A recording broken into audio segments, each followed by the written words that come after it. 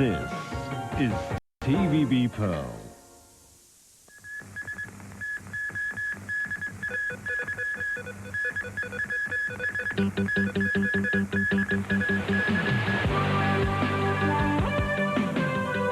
Princess Diana on the way to her final resting place. Millions say goodbye to the people's princess. And Mother Teresa, the saint of the gutters, is dead.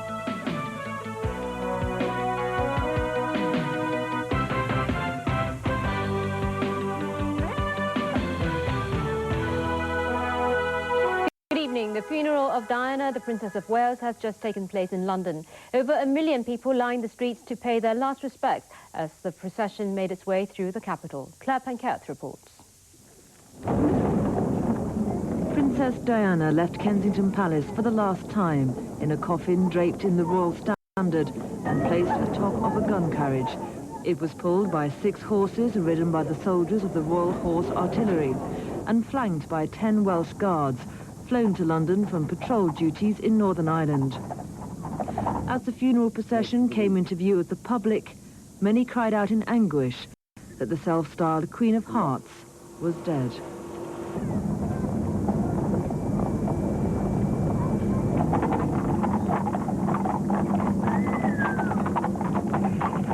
On top of the coffin were 3 wreaths, one each from her sons, William, age 15, Harry, age 12, and from her brother, Earl Spencer. Silence fell upon the crowd as the procession wound its way through Kensington Palace, past the Albert Memorial, along Carriage Road on the southern edge of Hyde Park, where large video screens were erected to allow the public to watch the funeral. Meanwhile, at Westminster Abbey, VIPs from all walks of life arrived, as did relatives, including Princess Diana's mother, Frances Shard Kidd, sisters Lady Jane Fellows and Lady Sarah McCorquodale. Others included the former Archbishop, Robert Runcie, who officiated at the wedding of Prince Charles and Princess Diana 16 years ago. Other VIPs included Margaret Thatcher, the former Prime Minister and leader of the Tory party, the current Prime Minister Tony Blair and his wife, and her close friend, the pop star Elton John, who arrived with fellow celebrity George Michael. Pavarotti arrived, having earlier said he could not make it because he was too upset when he learnt about her death. And Mohammed Al Fayed, the father of Dodi Al Fayed, Princess Diana's companion, also killed in the car accident in Paris 6 days ago. Almost an hour after the funeral procession had left Kensington Palace, the Queen and her family stood waiting outside the gates of Buckingham Palace and watched the cortege pass.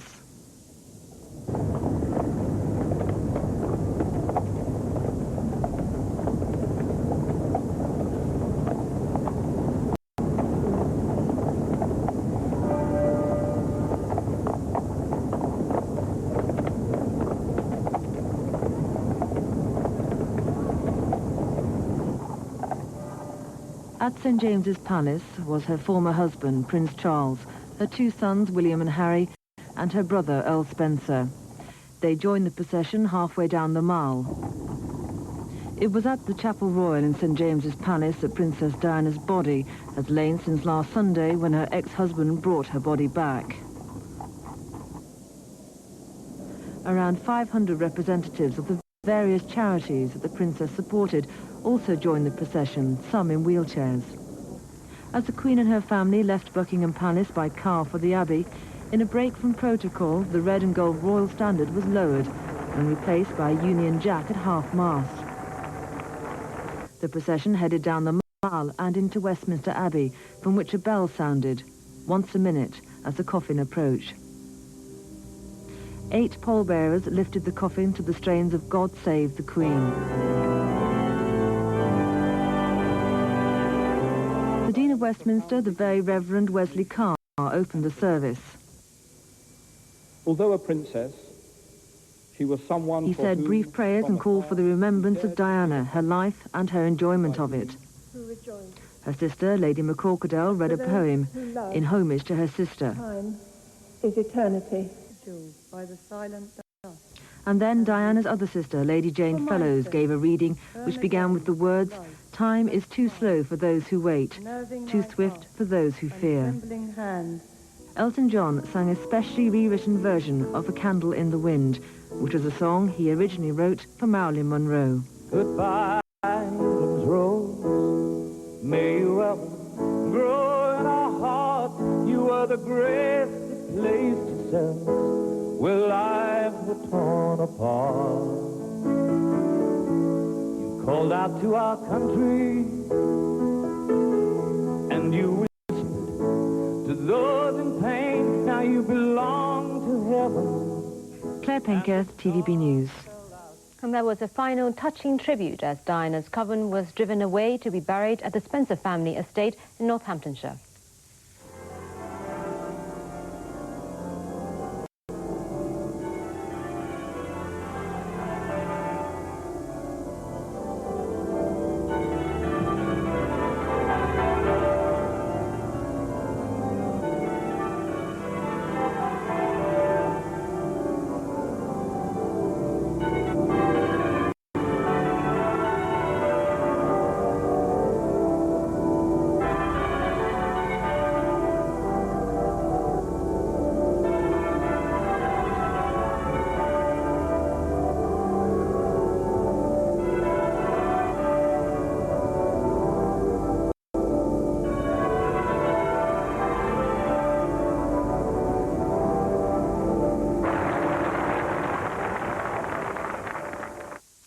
TVB correspondent Julie Mapleston is on the phone from London. Julie, the funeral at Westminster finished about 25 minutes ago. What's happening now? Yes, Derek. Well, the coffin of Princess Diana has been loaded into a hearse, and it's now on its way back to the Spencer family estate at Altrop. Originally, her remains were going to be interred in a church near the family estate, but her coffin is now being taken and buried on the Altrop estate in a private ceremony, so that the village nearby is spared the kind of Graceland sort of situation that might have arisen had her body been buried in the village rather than on the estate, which is obviously private. Derek. Now, we know Britain's been in mourning for Diana all week. What's the mood like in Britain there now? Well, the mood has been very, very, very sad. I know it sounds obvious, but it really has been quite astounding watching people around the route of the procession this morning. People have been camped out overnight, in some cases for 2 nights, waiting for the procession to begin, Princess Diana's final journey. And there was almost a mood of adventure this morning as people, and sense of expectation as people waited for the procession to begin, waited hours and hours for the procession to begin. When the coffin finally came past, there was just a tremendous heavy weight that fell on the crowd. People were sobbing, especially people who'd been waiting hours and hours. This funeral has been an extremely public one, which is what was intended by the Prime Minister, who really encouraged this whole ceremony to be such a public occasion. Speakers have been erected around the city along the route of the funeral, so people could actually become involved after the coffin went past. They could listen to the funeral as it took place in Westminster Abbey, and they responded very acutely to what was going on inside Westminster Abbey. Even though they couldn't see what was happening, they listened to it, and the most poignant moments were when Elton John sang the rewritten version of Candle in the Wind. There was hardly a dry eye around me. There were so many tears, people listening silently. Everyone stood still as the funeral took place and listened to the whole thing. And then when Earl Spencer delivered his tribute, it was also a very moving moment as he outlined some of Princess Diana's teas that he really appreciated and that he remembers, and asked the world not to canonize Princess Diana because she was a real person, and he didn't want to see her become a saint. He wanted her remembered for what she really was. Okay. Thanks very much, Okay, Julie Mapleston, speaking to us from London there. And as we've heard, there's been a national outpouring of grief in Britain on the day of Diana's funeral. Hundreds of thousands of people travelled to the nation's capital to express their sorrow. Louisa Lim spoke to some of them. Dawn rises, and with it the hundreds who've spent up to 3 nights outside waiting for today. As the day unfolds, they come in their thousands from all over the country. They come to bid a final farewell to the woman who in death has become the Queen of Hearts.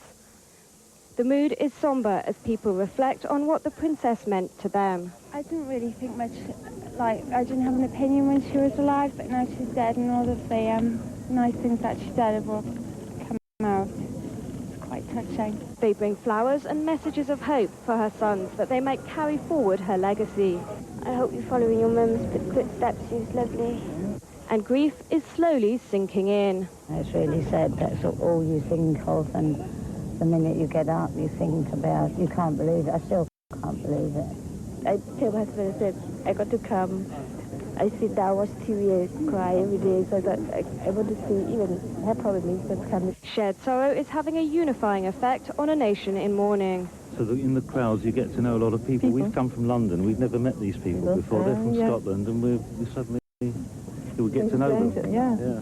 To many of the people here today, Princess Diana represented a modern, caring side to a royal family hidebound by tradition. She always said she'd like to see the monarchy in closer contact with its people. The irony is, it took her death to achieve this dream. Louisa Lim, TVB News, London. And earlier, the Queen paid tribute to Diana in an unprecedented live broadcast to the nation.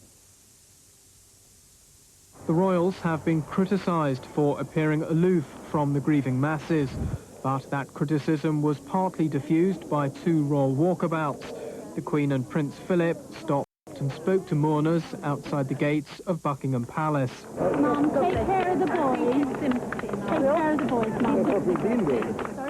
Earlier, Prince Charles and his sons, the Princes William and Harry, accepted the condolences of the crowds outside of Kensington Palace, where Diana lived. The public's heart has gone out to the 2 boys, left motherless at such a young age. In what appeared to be a response to public pressure, the Queen addressed the nation in a live broadcast and paid a warm tribute to Diana. She was an exceptional and gifted human being. In good times and bad, she never lost her capacity to smile and laugh, nor to inspire others with her warmth and kindness. I admired and respected her for her energy and commitment to others, and especially for her devotion to her 2 boys. It was a speech many were pleased to hear. No one who knew Diana will ever forget her. I thought the Queen's speech was excellent. She touched on all the things that I think people wanted to hear. She spoke warmly of Diana, which I think was important for everybody, that she did do this. Time has passed and she missed her opportunity earlier in the week, but I think the speech today was just about the right sort of frame, yes, and it certainly impressed me. Diana. And in other news, Japan's Prime Minister fails to dispel Chinese worries over security pact, the 6-hour spacewalk, and history made at the US Tennis Open.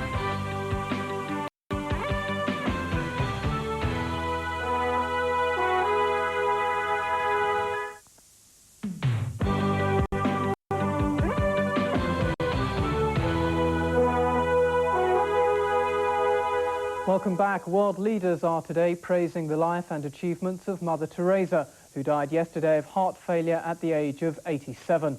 The Catholic nun began her work with the poorest of the poor in the slums of Calcutta, India, earning her the title Saint of the Gutters. A Nobel Peace Prize winner, she took her work around the world, becoming a powerful force to be reckoned with. CBS News profiles one of the world's most admired women. She was a nun, but the habit she wore was a white cotton sari.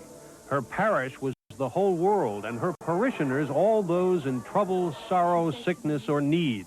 When Christ said, I was hungry and you gave me to eat, and I was naked and you clothed me, and I was homeless and you took me in, I don't think he really meant only material things.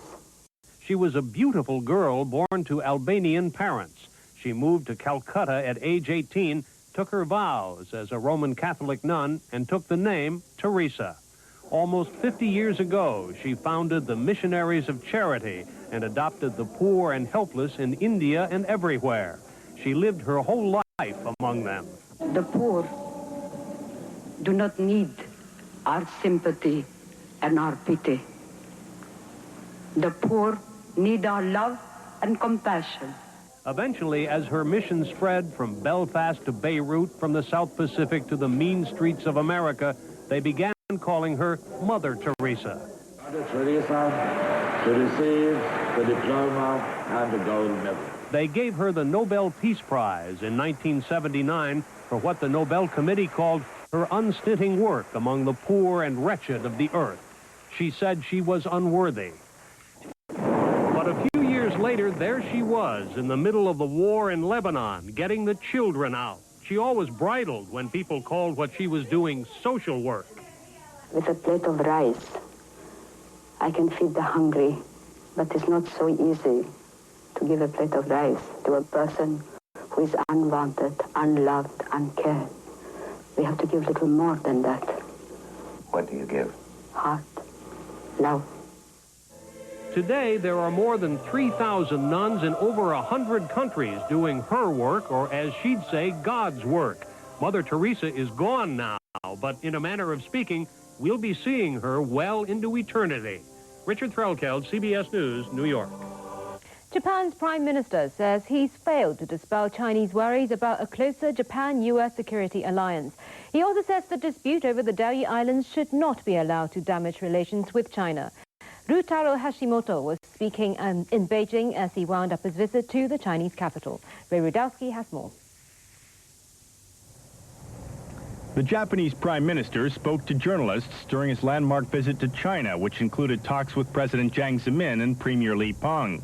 The meetings have been cordial, although Hashimoto admitted he failed to win Chinese approval for a closer Japan-U.S. security alliance. Earlier, a remark by Japan's top government spokesman that Taiwan would be covered by the security pact angered China. Beijing called it an interference in China's internal affairs. Japan's leader is also keen to play down new tensions over who owns the disputed Diaoyu Islands, which Japan calls the Senkakus. 有关这个尖阁列岛的我国的立场，大家呢都是非常熟悉的。那么有关这一点，日中双方的立场确实是不同的，不要为这个问题损害日中关系的这种立场，日中是共同的。 Yesterday, the Japanese Coast Guard stopped a right-wing politician from sailing to the islands in the East China Sea. The incident came at a bad time for Hashimoto. Many Chinese see Tokyo's enforcement of its sovereignty claims over the islands as proof of a resurgence of Japanese militarism. Yet Hashimoto is trying to heal old wounds. This afternoon, he traveled to Manchuria in northeastern China, the first visit by a post-war Japanese leader. Manchuria was at one time a puppet state brutalized by Japan before and during World War II. Hashimoto is expected to express regret for Japan's wartime atrocities when he visits a war shrine. Ray Rudowski, TVB News. 2 crew members from the Mir space station went on a spacewalk today, but they failed to pinpoint any holes in the damaged Spectre module of the station. Russian cosmonaut Anatoly Solovyov and American astronaut Michael Fowl worked for 6 hours outside Mir. It was the first hands-on inspection of the space station's damaged hull since a cargo ship rammed Mir in June. Although no holes were found during the spacewalk, Solovyov and Fowl managed to reposition 2 solar panels. Several more spacewalks will probably be needed to repair Mir's damage. Sports now with Derek. Thanks, Jenny. Tennis has found its Tiger Woods. Venus Williams has emerged as a legitimate contender. Williams advanced to the US Open final and a showdown against world #1 Martina Hingis. No final in Grand Slam history has featured 2 players as young as the 17-year-old Williams and the 16-year-old Hingis. James Agilia has more. Venus Williams' braces, beads, and silver skirt flashing played her way into the history books overnight when she became only the second unseeded woman to reach the U.S. Open final. In a 2-hour, 42-minute showdown of Grand Slam semifinal debutantes, 11-seed Arina Sverlea squandered 2 match points. The Romanian saved Williams' first match point with a forehand winner to equalize at 7-7. But she missed consecutive backhands to end the match, sending Williams into orbit with joyous jumps and screams. Tension showed on both players' faces throughout the match, bubbling over in an incident after Williams held for a 4-3 lead in set 2. Williams and Spurlea walked into each other on the way to their seats. I'm not going to move. I mean, she's never, she's never trying to turn or whatever. I mean, she thinks she's the Williams, and that's it. She's not going to turn or, she just walks like this. So I was like, I want to see if she's turning, So. Venus Williams put herself on the brink of becoming the first black woman to win a Grand Slam title in 39 years, and the first unseeded women's champion in U.S. Open history. But blocking her path to tennis immortality is top-ranked Martina Hingis, looking to make some history of her own. Hingis hasn't lost a set at the U.S. Open, conquering 6 foes in 5 hours and 45 minutes, an average win time of 57 minutes. Her last victim was Lindsay Davenport, who fell in 71 minutes, 6-2, 6-4. James Legilia, TVB News. Hong Kong has inaugurated its first race day under Chinese rule with a near-capacity 55,000 crowd at the Happy Valley Racecourse. The Chief Executive's Cup was run for the first time. Races with royal names like the Queen Elizabeth II Cup and the Queen Mother Cup will continue, but there are tougher rules for some 12 apprentices. Course officials have ordered them and qualified jockeys to steer clear of massage parlours, unsavoury bars and even gambling in Macau. The ban follows the raid in March by the ICAC, which led to the arrests of about 40 people, reportedly over race-fixing allegations.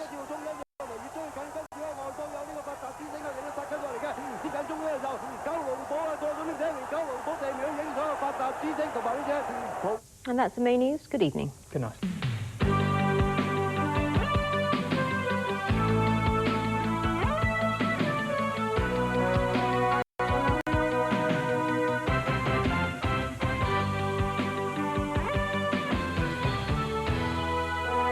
The weather report is sponsored by Camel Paint, quality with flying colours. Good evening. It was another hot and sunny day in Hong Kong today. The observatory recorded temperatures from 27.2 to 31.4 degrees and relative humidity levels between 64 and 85%. The winds were light at first, becoming moderate south to southeasterlies in the afternoon. At 7 o'clock, the temperature was 29 degrees and humidity stood at 76%. And now, here's Freddie. Oh.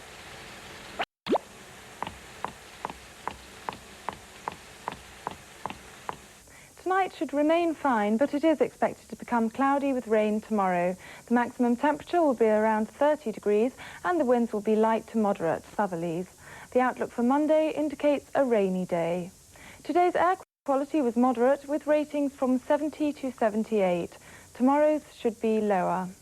On the general situation chart, a trough of low pressure lingering over the northern part of the South China Sea is bringing unsettled weather to the region. The trough is expected to move gradually towards the coast of Guangdong in the next couple of days. And now here's the world summary.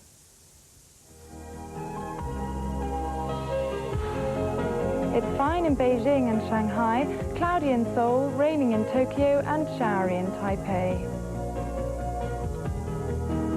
Guangzhou, Manila and Singapore are all cloudy. It's showery in Macau and overcast in Bangkok. There are showers in Kuala Lumpur and Auckland. It's fine in Jakarta and Sydney and raining in Melbourne. It's showery in Vancouver, Toronto and New York, cloudy in San Francisco and misty in Los Angeles. There are showers in Zurich and thunderstorms in Frankfurt. It's cloudy in London and Paris and raining in Amsterdam. Thank you for watching. Good night.